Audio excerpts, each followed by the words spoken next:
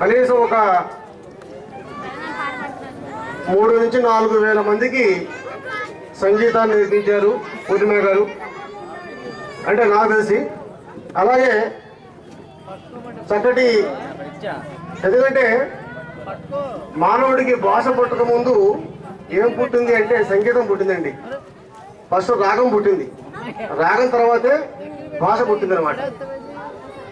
అంటే మనం కనుక ఒకసారి పూర్వానికి వెళితే భాష ఫస్ట్ పుట్టింది మానవుడు, తర్వాత పుట్టింది రాగం. ఎందుకంటే సంగీతానికి తగ్గటువంటి అడుగులు వేయడం నేర్చుకున్నాడు మానవుడు. దాని తర్వాత భాష పుట్టింది, భాష తర్వాత మతం పుట్టింది, మతం తర్వాత కులాలు పుట్టింది అనమాట.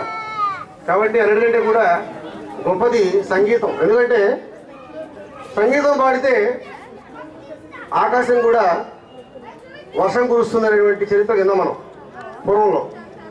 అలాగే పక్షులు కూడా పలుకుతాయి అని విన్నాం మనం. ఎందుకంటే అన్ని కులస్తులకి అన్ని మతస్థులకి అనుసంధానమైనదే సంగీతం. ఆ సంగీతానికి ఉన్నటువంటి గొప్పతనం పూర్వం నుంచి కొన్ని వేల లక్షల సంవత్సరాల నుంచి అందరూ కాపాడుతూ వచ్చారు.